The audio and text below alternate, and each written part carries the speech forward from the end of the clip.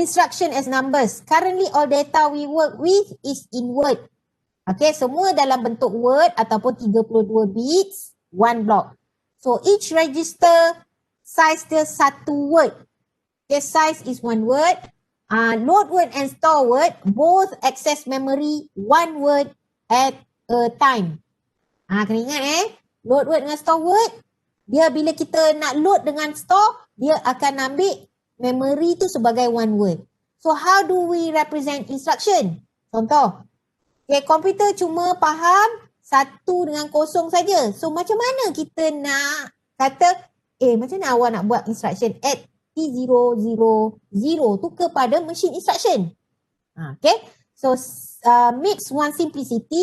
So since data is in words, we can make instruction be words too. Maknanya kita akan tukar dia dalam bentuk word instruction.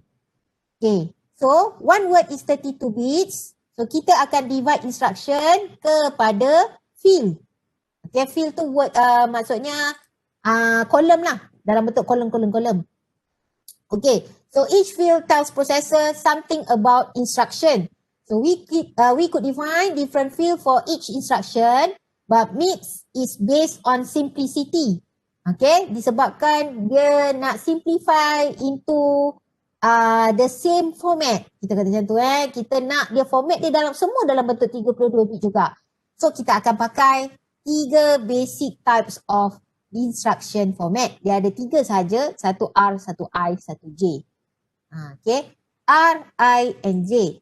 So I format adalah kita gunakan untuk instruction with immediate LW and also SW. Okay, besides that ada lagi satu nama dia BEQ and BNE. So kenapa kita gunakan juga? Disebabkan offset tu count as an immediate and also branches. Okay, dia gunakan offset juga untuk kita jump dekat mana, dekat dalam kita punya coding tu kita nak pergi pada label, actually dia jump pakai immediate juga. So all the things yang menggunakan immediate ataupun kita panggil constant value, kita kata macam tu yang numbers, yang menggunakan numbers. We play with numbers. Okay, so kita akan pakai I format. Okay, lagi satu J format. J format kita gunakan untuk instruction J ataupun jump and then jump to label. Okay, jump to label dengan JAL. Okay, JAL ni maknanya kita return balik kepada neutral punya program lah. Yang ni JAL ni jarang kita pakai sangat, tapi biasa kita pakai jump lah. Okay, lagi satu R format. R format adalah used for all other instruction. Maknanya selain daripada I, which is yang pakai ada immediate, load word, store word, BEQ, BNE, jump, JAL. So yang selain dia tu adalah R format. So it will soon be clear why the instruction have been partitioned in this way. Okay, so saya tunjukkan R format. Awak boleh tengok dekat dalam nota dan juga awak boleh tengok dekat dalam green sheet. Ada appendix A, make screen sheet tu. Dekat page pertama, paling bawah sekali. Okay, paling bawah sekali dekat bawah ni.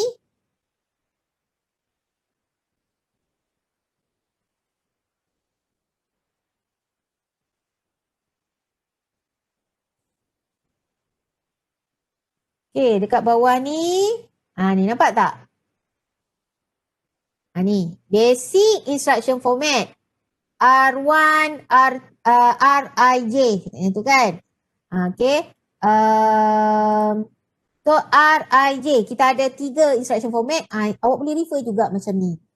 Okay. So, that's why saya kata green sheet ni lebih kepada macam awak punya dictionary lah sebenarnya. Okay. So, saya start dulu dengan R. Okay. Kalau R, kita akan define dia punya field dia tu based on the following number of bits of each.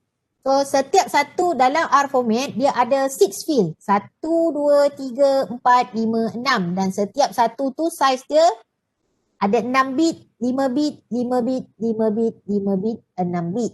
Macam tu. So for simplicity each field has a name. Okay, sama je dekat dalam green sheet tu nanti.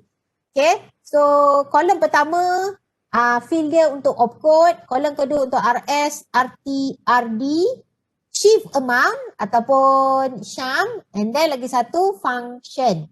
Okay, so yang bezanya adalah opcode dengan function saja yang ada size bit dia 6, yang lain semua size bit dia adalah 5. Okay, so important on these slides and in book, each field is viewed as a 5 or 6 bit unsigned integer, not as part of a 32-bit integer. Maknanya kita separatekan dia. Awak assume dia adalah positive number je semuanya. Macam tu. Okay. So kalau dia unsigned, meaning that dia akan treat benda tu sebagai number lah. Okay. So consequently, 5-bit fields can represent any number 0 until 31. And then untuk 6-bit field can represent any number from 0 until 63. Okay, next. Kalau dalam R format, what do these fields integer value tells us? Kalau opcode, dia akan partially specify what instruction it is. So note that untuk R format, biasanya opcode is equal to 0 for all R format instruction. Okay, dia nak bagi tahu. Okay, dekat bahagian opcode, dia akan letak semua bit kosong dekat dalam tu. Okay, untuk bagi tahu, okay, kalau dekat bahagian opcode, bit dia tu adalah semua kosong. Kalau ni R format, okay, R format. Untuk opcode, okay, untuk opcode, ni opcode. Kalau opcode, dia akan 6 bit kan? So, semua bit 6 tu kosong. 1, 2, 3, 4, 5, 6. So, bila 6 bit tu kosong, kita dah tahu dah. Oh, ini memang R format. Okay. R format. Kita nak bagi tahu. Oh, okay. Ni adalah R format. So, kat mana pula saya nak tahu function add tu? Dekat sini lah. Function. Kat sini awak letak add. Okay. So, specifically untuk R format sahaja. Okay, so function combined with opcode, so this number exactly specifies the instruction. So kenapa kita tak combine opcode and function a single 12-bit field? Okay, so yang ni saya akan tunjukkan, saya akan answer later bila awak dah tengok semua format tu nanti. Okay, so itu. Okay, more field. More field, kita ada RS, RT dengan RD. Kena ingat, bila ada perkataan R dengan S, okay, R tu bermaksud register. S tu adalah source. R tu adalah register. T tu adalah target. Dan lagi satu, RD bermaksud register destination. Okay, so bila ada source dengan target ni, biasanya kita nak specify first operand. Kalau RT, second operand.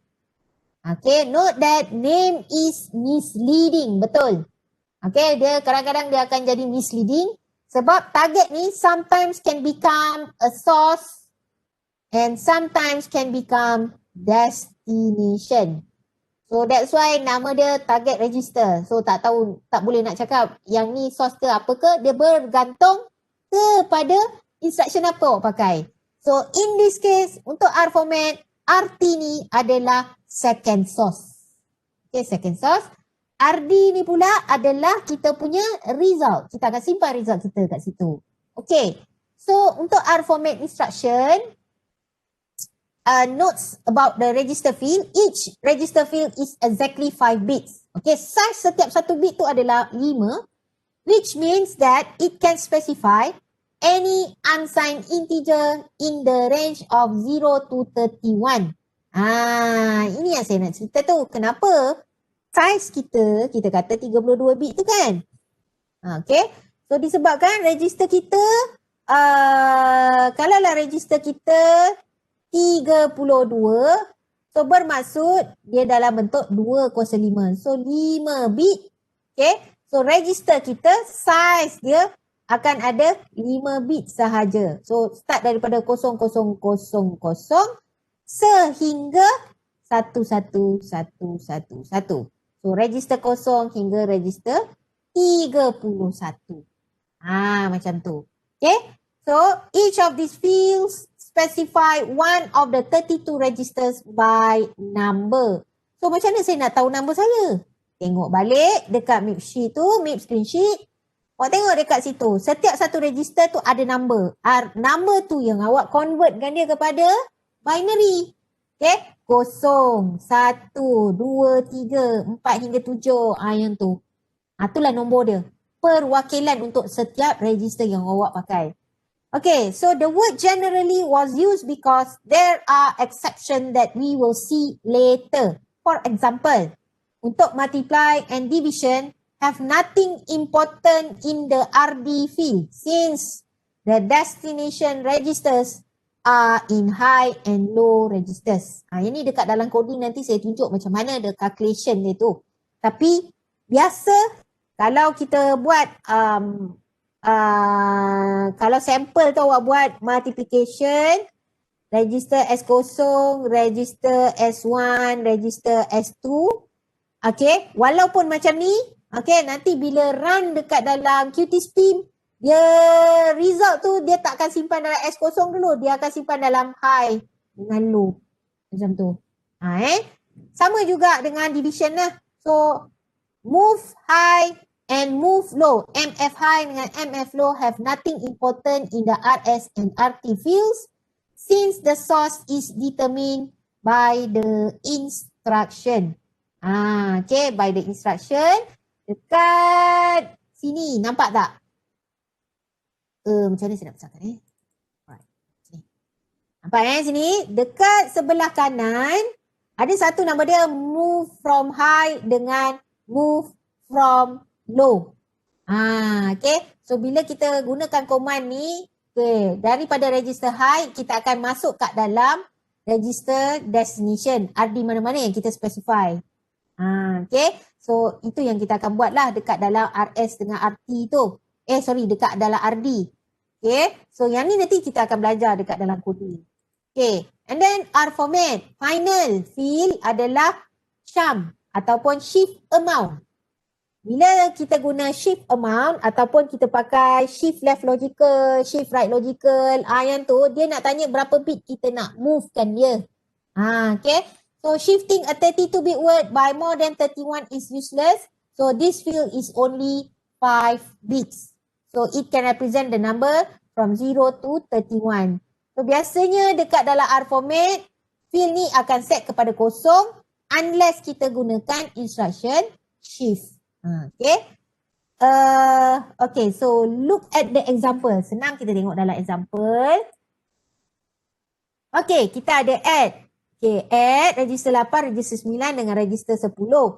Kemudian kita tahu, okay, so bila kita add, macam mana kita nak tahu dia dalam format mana? Macam tu kan? Tengok balik dekat command, cari add. Okay, dekat dalam PDF ni kita boleh search je. So awak boleh search and then cari add sahaja. So tengok dekat bahagian mnemonic ni. Okay, ADD. So ADD dekat sebelah kolom ketiga, dia ada tulis format dia apa? Format R. Format R. Kemudian dekat sini, dekat kolom terakhir dia ada opcode dengan function.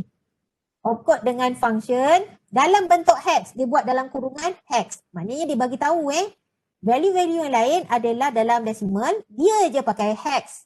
So opcode dengan function akan pakai hex. So, dia punya opcode akan jadi kosong.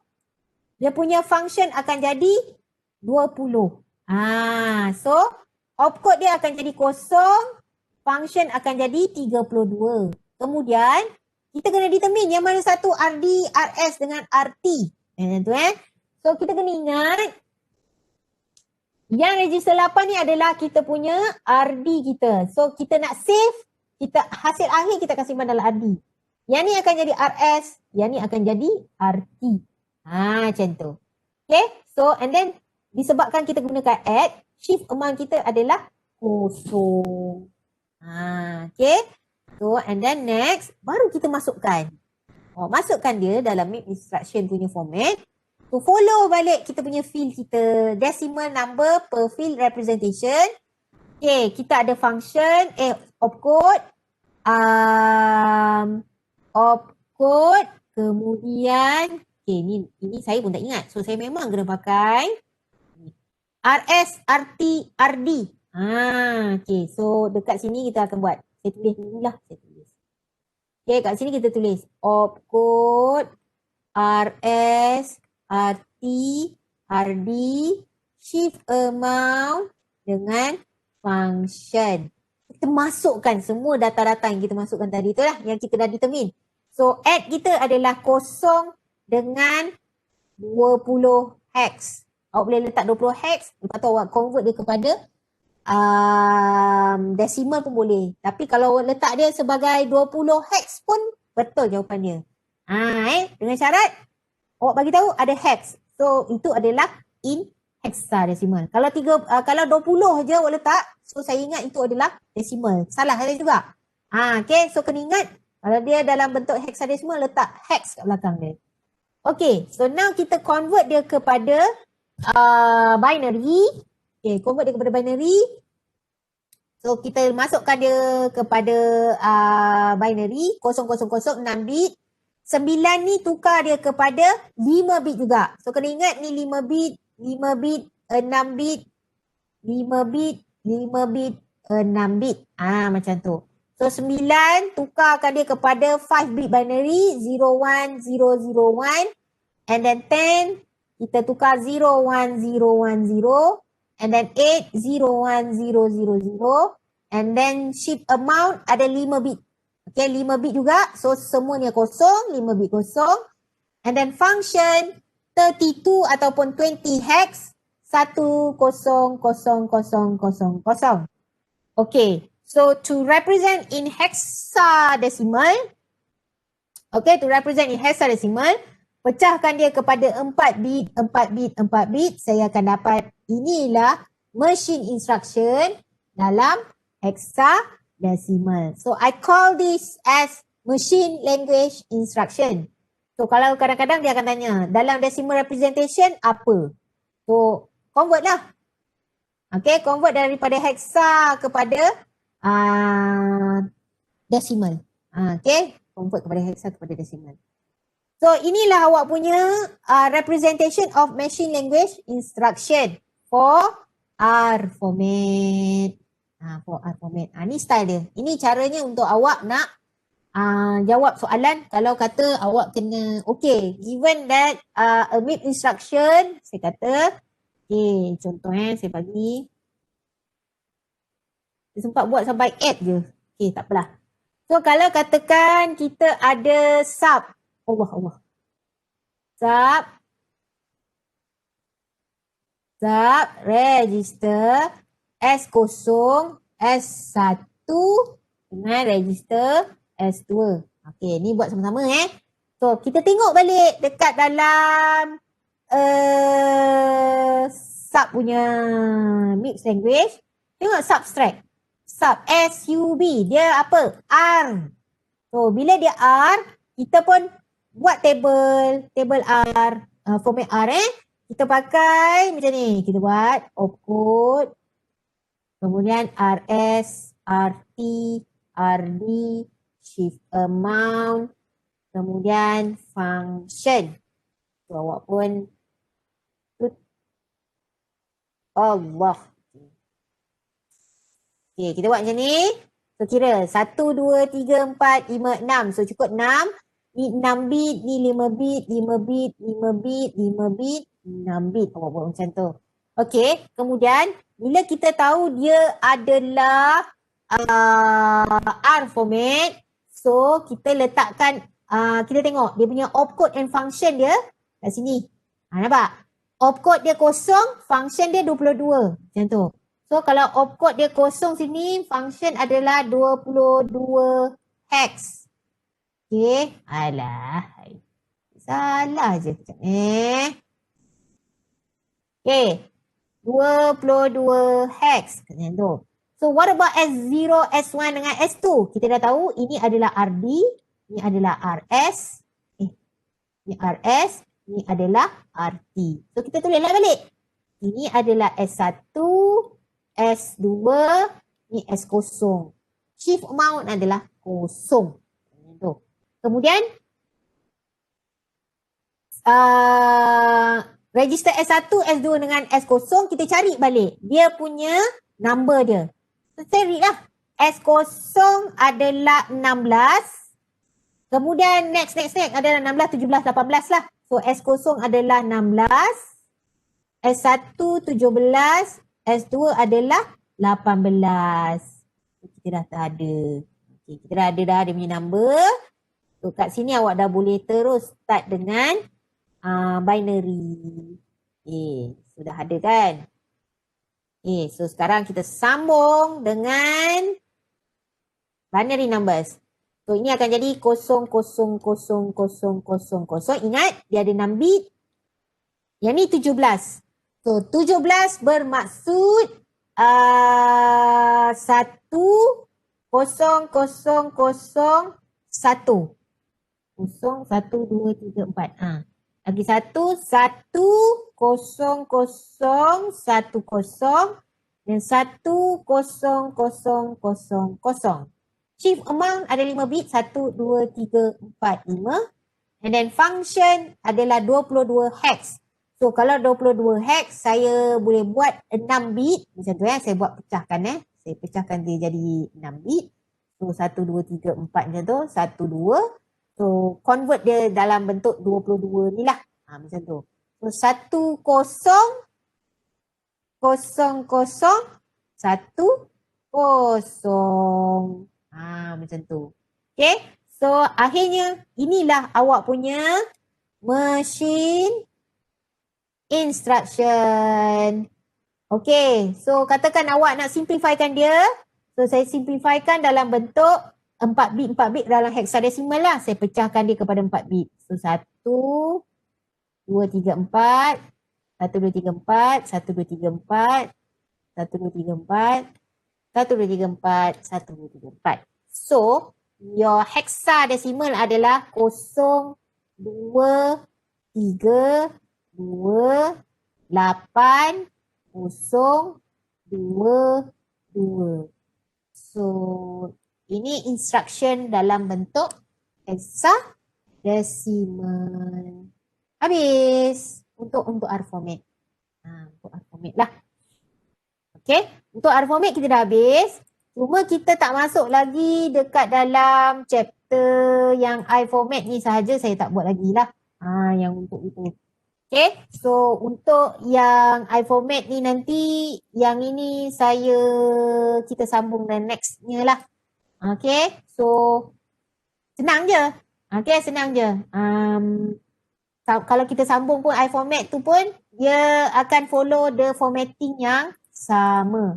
Cuma panjang sikit lah sebab I format ni melibatkan immediate, load word, store word dengan branch. So that's why saya perlukan satu lagi hari lagi lah untuk explain this on to you. Okay, how to convert this part. So part ni memang masuk dekat dalam final dan saya memang akan suruh awak buat kiraan.